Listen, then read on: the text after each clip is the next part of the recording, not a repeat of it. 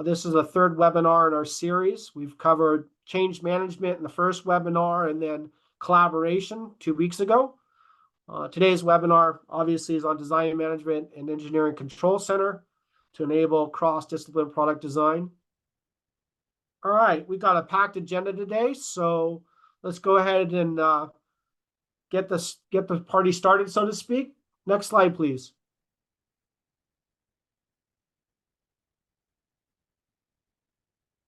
As I previously mentioned, this is the third webinar for design management and focusing on SAP Engineering Control Center, also known as ECTR.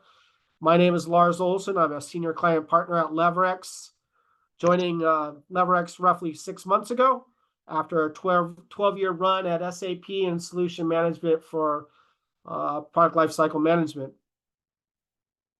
Came to SAP through the acquisition of Right Hemisphere and have 25 years in CAD visualization and optimization of the visual digital thread from design to operate.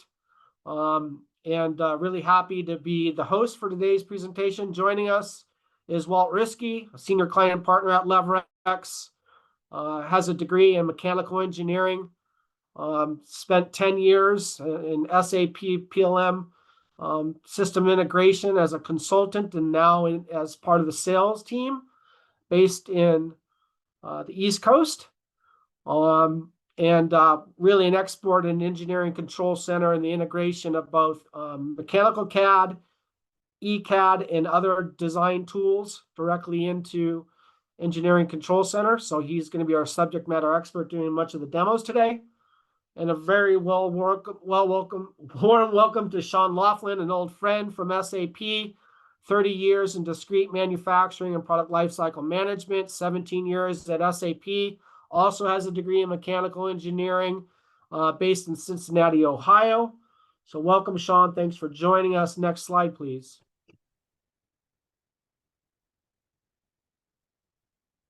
A little bit about LeverX. You probably know LeverX as a global system integrator for SAP over the last 20 years.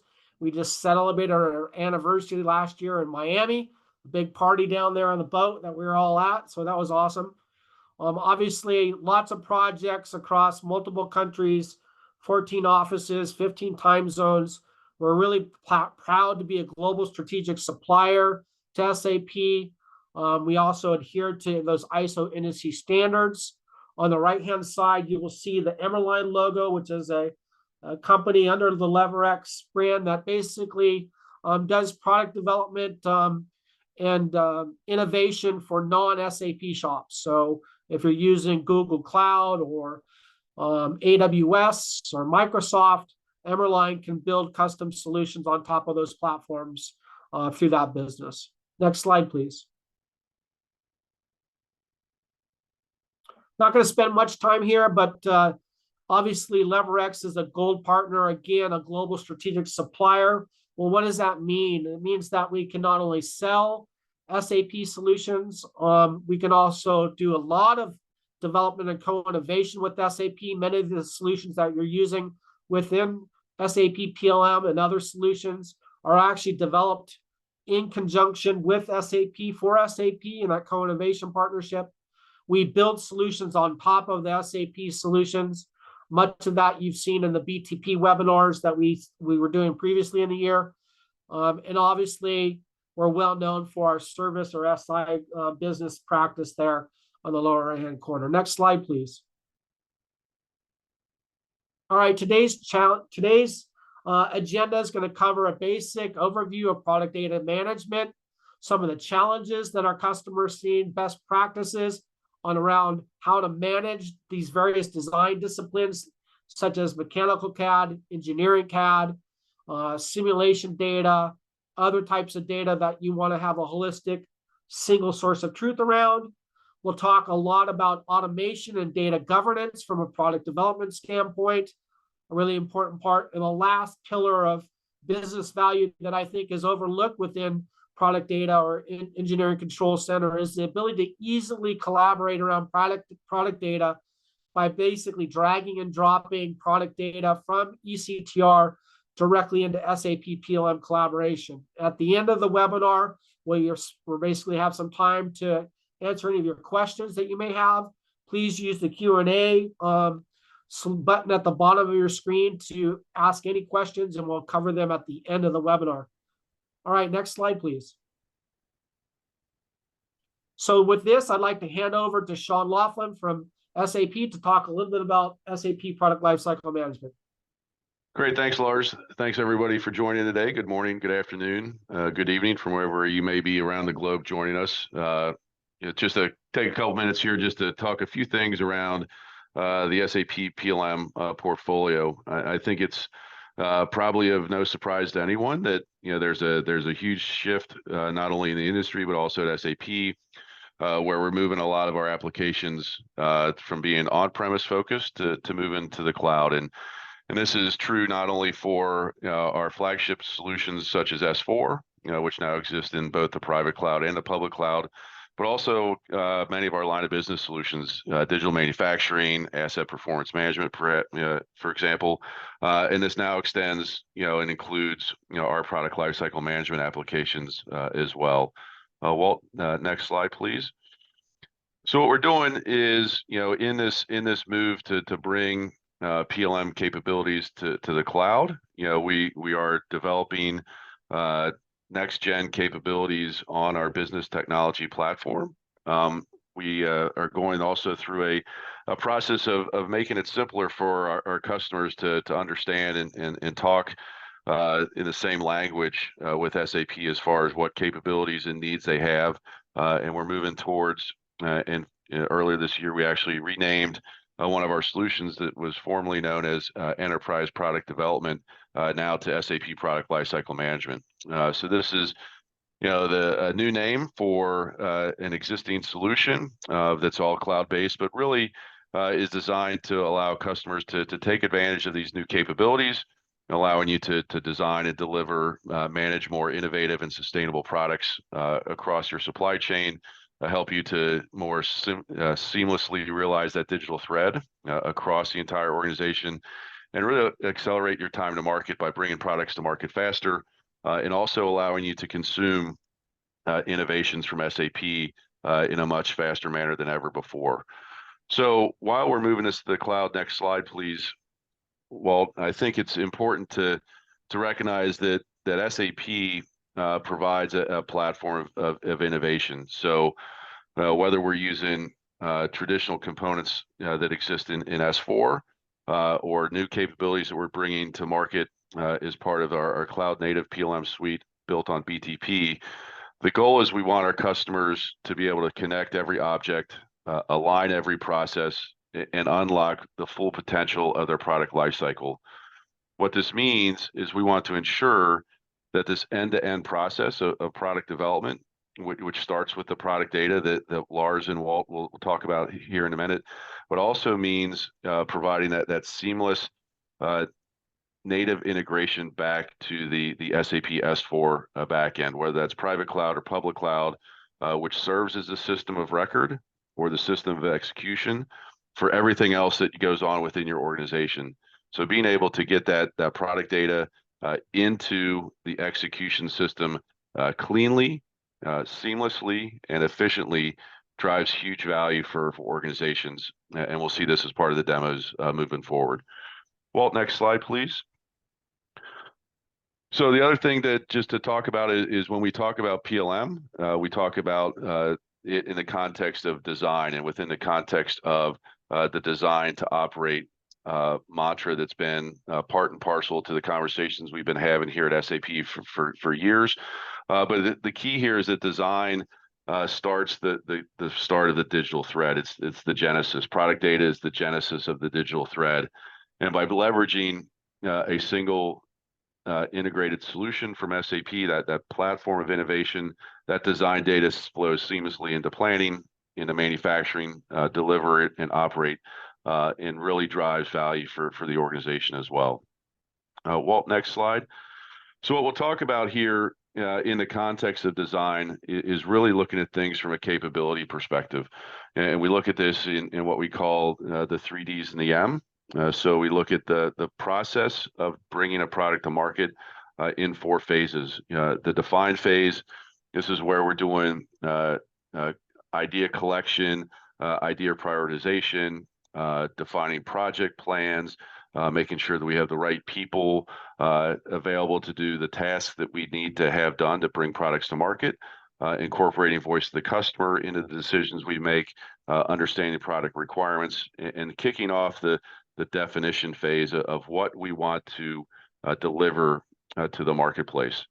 We then kick into the develop phase. This is, where we'll probably spend most of the time here today in this webinar, talking about their traditional product development activities, designing the CAD models, building the bills of material, creating the visualization data, linking documents, doing that product definition is really what we're talking about within the development phase. And this is true for both process and discrete customers or industries, rather. We then, once we have the design finalized, we need to deliver this information, this rich set of product data, to the rest of the organization. So here's where we leverage that product data, whether it's to collaborate with externals or hand over to manufacturing or hand over to service, and also get that feedback from those other organizations as far as how to improve the product, how to handle changes, things of that nature as well. It's that seamless connection from engineering to the rest of the organization.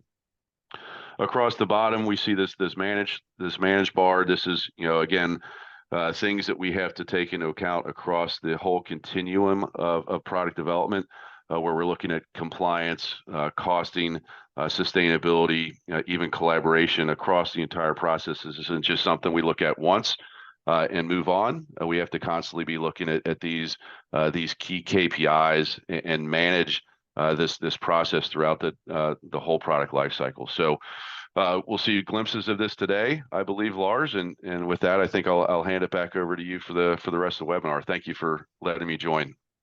Thanks, Sean. Thanks for the overview. Next slide, please. All right, I'm going to spend a little bit of time talking about what we've done in the previous webinars to set up the storyline for today's design management and data management story. So basically, if we look at the define process here, what we've done on the LeverX eMoto, next slide, please, Walt, is we've used innovation management. We've created a campaign to collect ideas and to prioritize these ideas into requirements. We did that by basically attaching a questionnaire, next slide, please, to this particular campaign around the new product introduction for the LeverX eMoto. So here's the questionnaire, which was attached to the campaign. So then we went out to our customer base and resellers with this questionnaire to kind of give some prioritization into the kind of the capabilities of this eMoto. Next slide, please.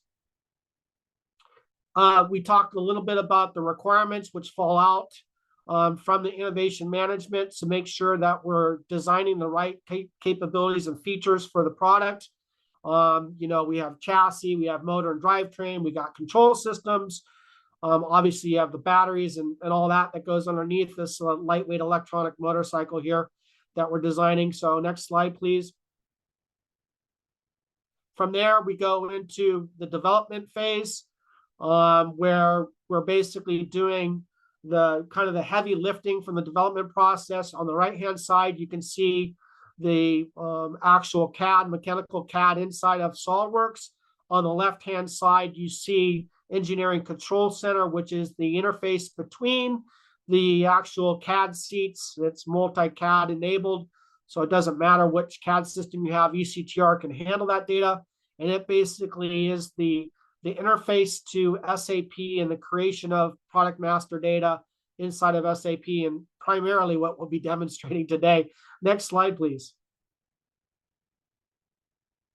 All right, so during the new product introduction phase, we wanted to make sure we were delivering the right, look and feel for the product. Our design, kind of engineers were basically looking at some of the colorways. So we had some concerns over the current white fork. So we basically set out a questionnaire, again, through dynamic forms. Next slide, please, so that we could get feedback around this colorway. Here's an example of the dynamic forms, which was just released in 2405, where essentially you can send this HTML page out They can check off things, they can sign off things, and provide feedback directly into a database where we then accumulate the results, which basically said that we needed to make a change from white to blue. So if you go to the next slide, please, you can see that just to make it very clear on what we're trying to achieve in this end-to-end webinar is that we need to change the color white on the lower front fork, which is the material code 16810. Again, next slide, you can now see this change in the rendering that we created for that. And then to give it context to where this lower front fork is, we're basically showing you in a rendering exactly this lower front fork and where it sits in the entire top level assembly. Next slide, please. So again, just to give you the context of exactly the lower front fork here, it's what holds on the front wheel and the hub and the whole wheel assembly there at the bottom. Again, next slide, we're going to show you this color change again, which we believe is a much better colorway in regards to what our customers are desiring in the marketplace. Next slide, you can actually see the colorway change here. Again, just to make sure that it was pretty obvious change that everybody could recognize when you seeing the visualizations of these actual CAD assemblies. All right, so one more slide. From there, basically, we created a change notification through the IPS change management solution. It created this change record. So next slide, you can actually see the change record, which we're using throughout the PLM process. And then next slide, please. From there, you can see through IPS, you can see the ability to create workflows that's being used when the PLM processes, but IPS also enables you to create workflows throughout your SAP technical data objects. It could be for manufacturing, it could be for planning, it could be service and whatever. The nice thing is that it's a low code, it's actually a no code, low code process designer and execution systems. So you don't have to pay somebody to create your workflows. In this case, this is a change management workflow that you're seeing here. Next slide, please. Traditionally, this is how you'd access kind of where this lower front fork sits underneath the front fork front end assembly, I should say. So there's 16810 with the description is what we're going to be editing. Next slide, please. I like to use visualizations coming from a visualization background. So basically what I did is I hooked up the visualization of the SolidWorks parts in SAP PLM visualization, created a card template that you see on the right-hand side, where you can see create product package exchange, which basically gives us the ability to jump directly into the product publisher, the PPX publisher, I should say. So that's what we did in the previous webinar, where I'm sharing that front lower end assembly with the collaboration. So next slide, please, here. So from there, basically, I jumped directly into the publisher. I grabbed that assembly name, which is 16882, fed it into the screen. And we're going to explode the BOM usage using engineering and design with the BOM application of PP01. On the right-hand side, we're exploding the document structure. And then when we continue, you're going to see it's basically going to say, okay, show us all the documents that are going to be moved within this technical data package that we're creating. So the technical data package, next slide, please. You can see that it delivered an entire assembly worth, right, on the left-hand side. And I basically moved that, all that data to the right-hand side and then hit publish there to create the PPX package that's used in SAP PLM collaboration. All right. So next, the collaboration created. You're going to see it on the next slide. In the PPX SAP PLM collaboration window here, where I'm designating the actual SolidWorks file was sent over there. And this is drilling down into my collaborations. Again, to the lower front fork assembly, which was put into that technical data package in that ISO standards called PPX. So that's the storyline up to date. I think if we go one slide next, we'll hand it over to Walt to get into this change that we're going to do. With that, I'll go ahead and pass it over to Walt. Thank you for your time, and I'll talk to you at the end of the webinar. Cool. Thank you, Lars. So yeah, we'll dive into the product data management at this point, which deals mostly with the define phase that we kind of mentioned earlier. So we move forward here, talk about the challenges of product data management in general. It's really a challenge for many companies to manage their data if they're not using a centralized environment, which causes productivity hits for engineers. Becomes almost impossible to manage various versions of components within the complex CAD structures, and change management also becomes an efficiency nightmare if you're not using a centralized environment. So we'll talk about a few of these challenges today throughout the live webinar or the live session in a few moments here, but these are kind of some of the general challenges that we've heard from our customer base over the years. With SAP's product data management, it's a solution that helps to bring the engineering teams together and to use one centralized environment to manage their engineering data, but also one centralized environment that's connected to the rest of the business. So we're able to create data one time within our system, which would be Engineering Control Center, and to leverage that data downstream numerous times. So it really helps to automate, synchronize, and govern our data instead of kind of working in an environment that's more or less uncontrolled. So today we'll really focus on these three core benefits, which would be to manage our data, automations that come with an integrated system, and lastly, the ease of collaborating through SAP's product data management solution. So the next few slides here, we'll kind of talk about those three core pillars. And we'll start with the manage product data. So through the Engineering Control Center, SAP's solution to integrate various MCAD, ECAD, and non-CAD authoring tools into SAP, we introduced the ability to manage our data. We can do that through SAP documents, which introduce versioning, status control, so life cycles for those documents that are managing your CAD data, check-in, check-out capability, data synchronization, and taking advantage of other benefits that are available through SAP's document management system. In doing so, we're able to take our complex CAD structure and mirror it in SAP and manage it in SAP through those functionalities that we just mentioned. So we'll take a look at a few of these key points here in a live demo, which we'll jump into right now.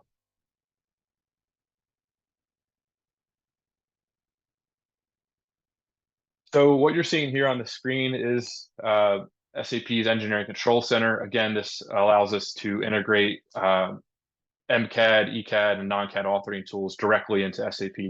That means that we can work within those authoring tools, creating documents, building structures, etc.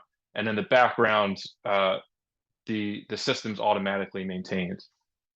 So starting here in the desktop window, and ECTR is made up of several different windows which allow for different core functionality.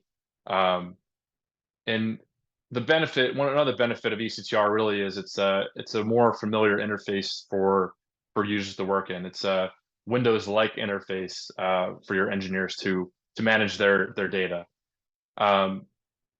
So their CAD data, the CAD data they're creating, and for us today it'll be in SolidWorks, is going to be managed in SAP. So if we think about the change that we're going to do today, going from changing the fork from white to blue. We'll kind of stick with that story. So the change is going to be delivered here, or my task is delivered by the IPS ticket that we talked about before. And I can come over to the object browser here, which is just showing more information about an object that I have selected in the system. I can see my task. I can see what I have to do. I can even see some notes about what I should be changing. So again, the task today, change the fork from white to blue. So we'll prep our change here and kind of highlight some of the functionality that we have available within ECTR and SAP's document management / change management system. So from the ticket, I have delivered the key documents that I need to use to make the change. So I have the lower end assembly here, which I can pull up in the visualization window that comes embedded within the Engineering Control Center. So as you're modeling in ECTR, you can create neutral file or exchange formats as you save your file. So one of those neutral files is this 3D format you're seeing here on the screen. So you can kind of see what this CAD file is without actually having to open it in SolidWorks. Additionally, here we can drag and drop objects throughout the interface to pull up more information that we're looking for. So the assemblies window here you see in the bottom left, this helps me to see the structure of that file again without having to actually open it in CAD. So you can do a lot of tasks here within the ECTR UI without really having to pull open the SolidWorks session to kind of go through and dig through the structure or what have you. So attached to this document, as we mentioned before, is a status network. So again, if I make a selection here in the interface, the object browser window is updated to show some more information about that selection. So just to show here, I made the selection of the lower end assembly, and I can see a lot of other information about that. One piece of information is the status. So you can see that it's been released. And kind of talking back about like some of the functionality that comes with it, with the SAP document management system, is that status network. So this instance of the assembly has been approved, released. So that means it's kind of locked in time, can't make any more changes. So what we'll do today is take this instance of the assembly and create a new instance of it so that we can make the change of the fork from white to blue. And with that, I'll switch back to the presentation just to highlight some of the key capabilities that introduced through the automation of the automations that are introduced through ECTR.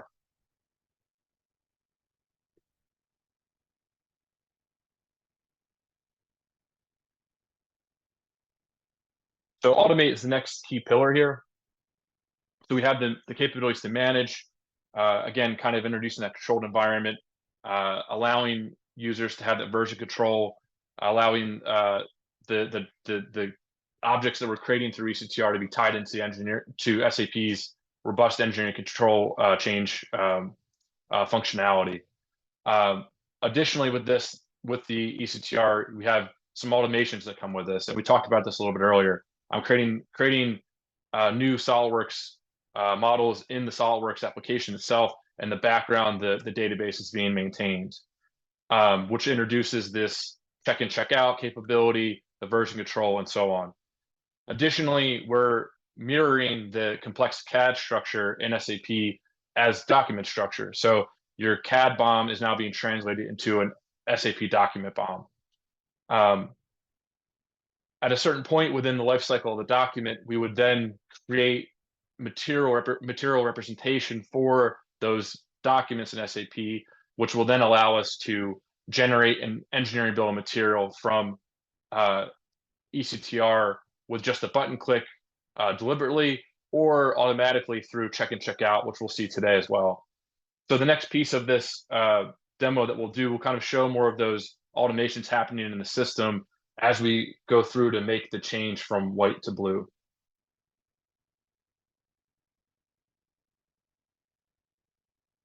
So for this portion of the demo, I'll switch into use some other windows within ECTR. Again, ECTR made up of different windows, each kind of having their own unique or key purpose, really.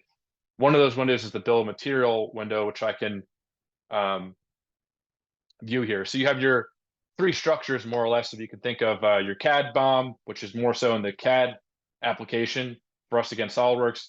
You have your document BOM, which is managing, kind of mirroring that structure. And then again, once you have your material representation in place, you have your third structure, the engineering bill of material. And through ECTR's automations, these are all in sync. So as you're making changes in CAD, they're reflected in the doc BOM, reflected in the engineering bill of material. So we have our bill of material here, which we'll also update as we go through. So I'm going to go through here, and again, we're going to create a new instance of the assembly and take it forward and make the change. So I'll change to a different view here and just highlight how that a new version how a new version looks within the system. So I've created some of this stuff ahead of time just for time purposes. But if we come into my fork change here, you can see I have another instance of the lower end assembly. And you see there's a one iteration higher than what I've shown here in the assemblies window. So I have version 00 here shown in the assemblies window, version 01 here shown in the desktop window. And if I remove this, and maybe I'll just call out here the lower front fork white, this is what we'll be changing to a new component that's now going to be blue. So if I remove this, we can now focus on the new instance and how that change will look in the document structure. We see this is white here. So I'm going to switch into SolidWorks now to make that change. So I have my component here, and we're just going to this down a bit. You can see there's no flag here that indicated, or no read-only flag, which indicates that I have the ownership of this part to make the change from white to blue. So if I go back to my appearances here, edit appearance, I can switch this into the right color format and then save my change into SAP. Just briefly change this.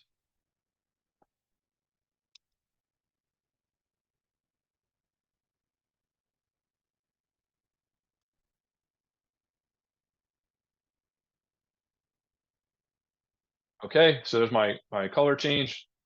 Accept it, and then through save and display, it's saving my changes into the system and releasing ownership of the part. So now I've made the change at the component level. I just need to make the change or save the change at the assembly level so that it references the new part. And while that's saving,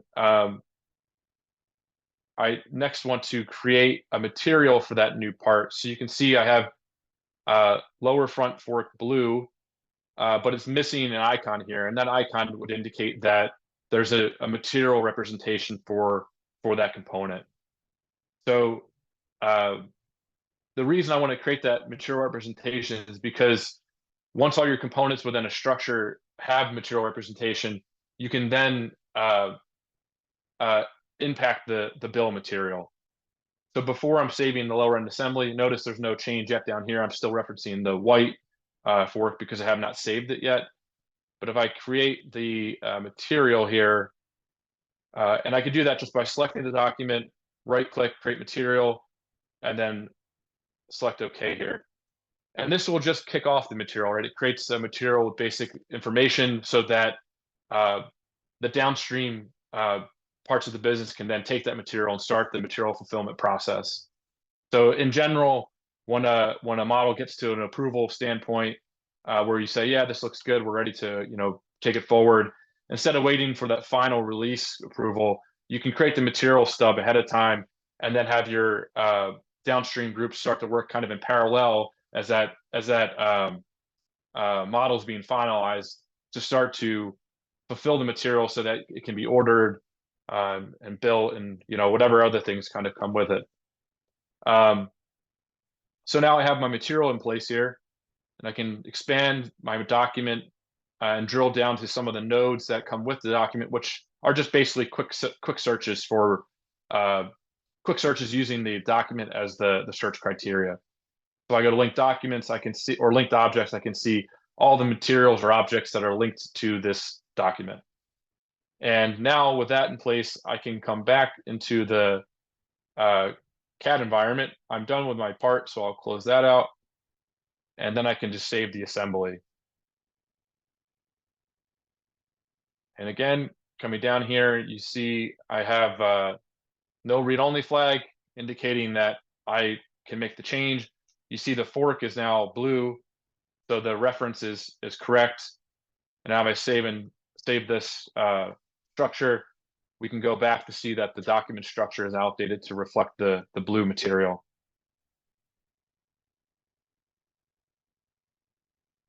And during this time, it's while I'm checking and saving, as mentioned before, we're creating some other things in the background. We're creating neutral files, exchange formats on check-in, as well as maintaining the various structures we've been talking about. So the document structure and the engineering bill of material. So once this checks in, again, we can look at the change at the document structure level, but should also be able to see that change in the visualization as well.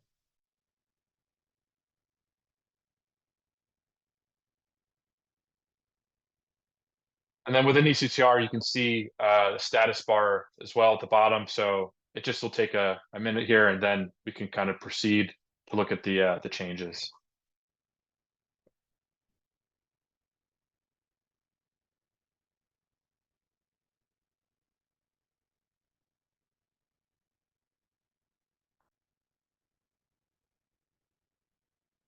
And then once this is checked in, one of the note is that you'll see the read-only flag at the top here, which would indicate that I no longer have read-write access to this file. We can also see it on the ECTR side, this icon here with the green person overlay on the pencil. That's also indicating to me that that is checked out. And at the moment, I actually have access to it. If it were a different icon, it would show like a red little overlay that kind of indicates to the user base or user group that this is checked out by another user. You can't make changes to it. You can view it still, but no changes can be made or saved into the system.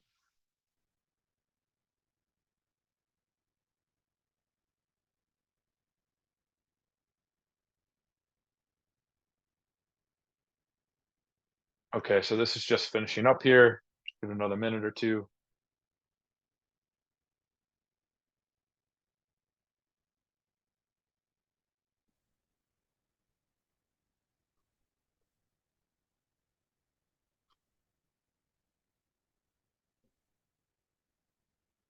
This is just a message about the BOM being updated. You're okay with that? And now, as mentioned, read-only flag here. So I no longer have access, and the icon's now changed. So I no longer have, I've released the ownership back into the system. So with that change here, if we come down here and refresh, let me remove this and reload it.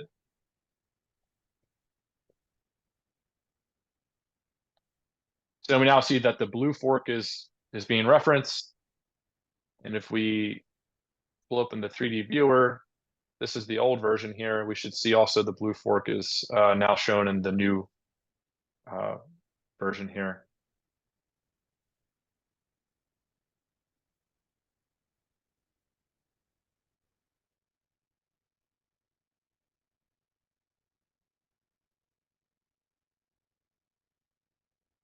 Okay, so you can see the visualization was also updated in the background.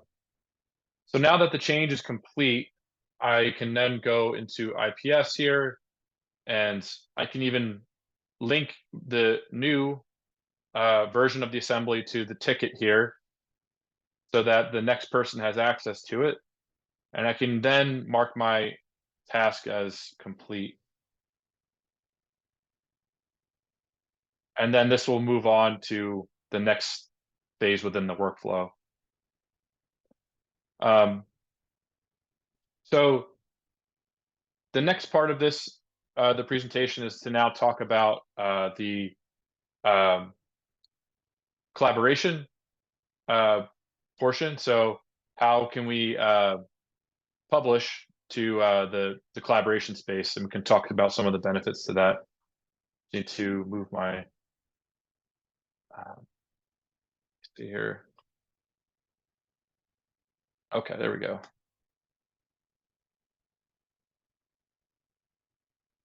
So collaboration here. So as Lars mentioned earlier, and what we've seen in previous demos, there's a document collaboration space that SAP offers, where we can take our CAD data and share it with third-party suppliers or third-party design partners, etc.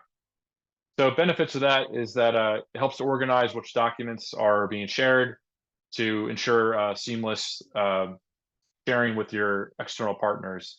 So kind of moving away from email, back and forth, or whatever you're using, to a more organized, structured method of communicating and collaborating with your partners. So through ECTR, it's very easy to take a structured assembly or whatever you're working on, whatever kind of structured CAD document you're working on, and just drag and drop that into the collaboration space, grabbing all the documents you need, or that the partner will need to properly open up that CAD structure on their end on their end in their SolidWorks session, right? So if we switch back here, we can now flip to a different view here. Again, another window, another ECTR window, which has a unique purpose of publishing documents to collaboration spaces. So Lars has created this space for me ahead of time, which is the LeverX Emoto lower front color change. And I'll take my new version of the document, and simply by drag and dropping here, I can publish the files to the collaboration space. Just asking me if I want to publish, okay. And then this will go through and move my documents over into the designated collaboration space that I selected in the beginning.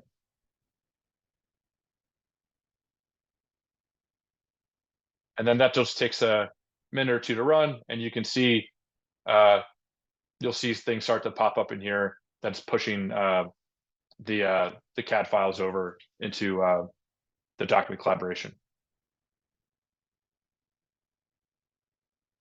Give this another minute or two.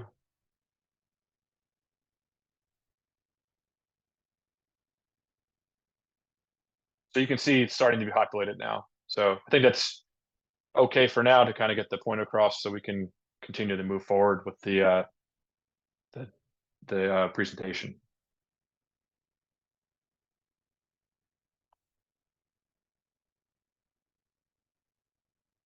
And then last comments here, and I think it's already been shown, but once those documents are loaded to the collaboration, you can then create your tasks, and your supplier who's been invited to that collaboration space will be notified, and so on. They can kind of do their work and start that back and forth between the supplier and the client who's working with them.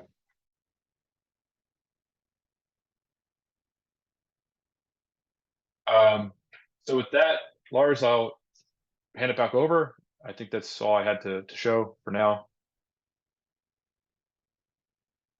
Yeah, thank you very much, Walt. Great demonstration of the three key value points there: the management, the automation, and collaboration around product data management.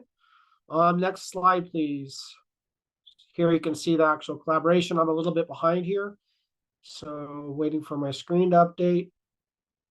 You can see where basically he pushed the data over there, and then ultimately in the collaboration space, we can see all the data sitting in my collaborations for that particular assembly. They drag and drop there.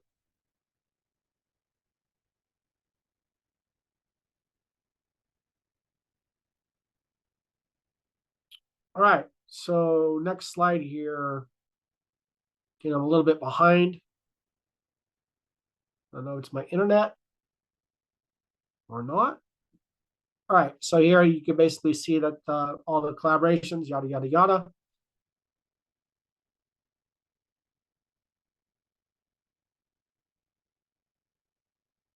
And my slide deck is still updating here. Walt, if you could just tell me where we're on the deck and I can just speak to it. We're at the share documents screenshot, should just showing basically what would the result be after those documents are loaded from the collaboration side of things. All right, we're now synced now. So next slide, please. So again, I think the value takeaway here is just easy drag and drop directly into collaboration from ECTR. We added this architecture slide. Again, we've been working mostly in the upper right-hand corner in regards to external authoring systems, being SolidWorks through ECTR, communicating and updating all that product master data inside of S/4HANA.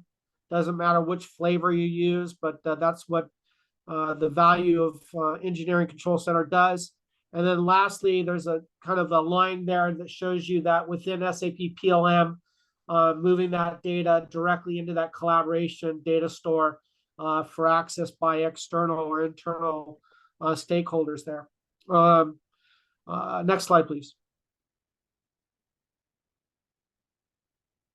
All right, a really big and useful area that you guys should be aware of is the SAP Roadmap Explorer. This really gives you visibility to new capabilities that are coming into SAP Product Lifecycle Management. I use it almost every day because I know beforehand what's coming because of our co-innovation relationship with SAP. But you can start to read between the lines if you know what you're looking for of what features and functionalities are coming down here. For example, next week, I believe both Walt and Sean will be at Sapphire talking about some new process PLM capabilities that are coming. So drop by either booth to talk to them around that, but it's clearly outlined there and on the left-hand side. And so that information for formulation is coming next in the next week or so. Next slide, please.